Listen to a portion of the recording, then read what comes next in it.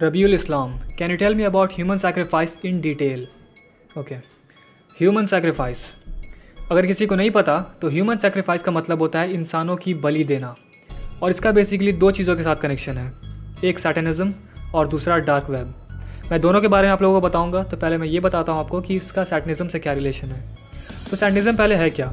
साफ शब्दों में सैटनिज़्म एक ऐसा रिलीजन बन चुका है जहाँ पर असल खुदा पर यकीन ना रखकर लूसीफर को खुदा माना जाता है।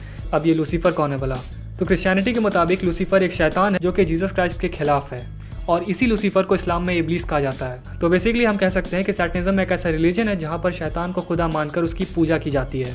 और हर रिलीजन की तरह इस रिलीजन में भी कुछ रिचुअल्स हैं, या कह लीजिए कुछ रस्म है जो इसको मानने वालों को निभानी पड़ती है। और जो रिचुअल यहाँ पर सबसे ज़्यादा फेमस है वो है ह्यूमन सैक्रिफाइस, इंसानों की बलि देना।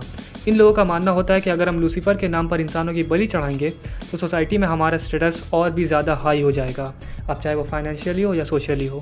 अब हम बात करते हैं इल्यूमिनाटी की। तो इल्यूमिनाटी भी फंडामेंटली सैटनिज़्म को ही फॉलो करती है, और ठीक सैटनिज़्म की तरह ही यहाँ पर भी लोग ह्यूमन सैक्रिफाइस को परफॉर्म किया करते हैं, लेकिन कब, ये बड़ा सवाल है।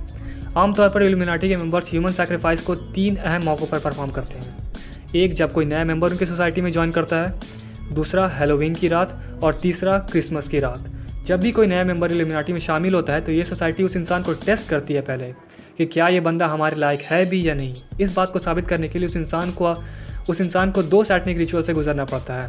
पहला ह्यूमन सैक्रिफाइस और दूसरा blood bath. Most of the time उस नए मेंबर को कहा जाता है कि आपको अपने फैमिली मेंबर में से किसी एक की जान लेनी होगी, और उसके बाद आता है ब्लड बाथ, यानी आपने जिस इंसान की बलि चढ़ाई है आपको उस इंसान के खून में नहाना है।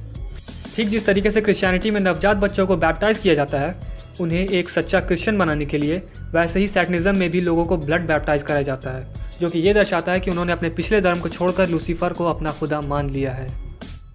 अब मैं आपको बताता हूँ कि इन सब का डार्क वेब से क्या कनेक्शन है।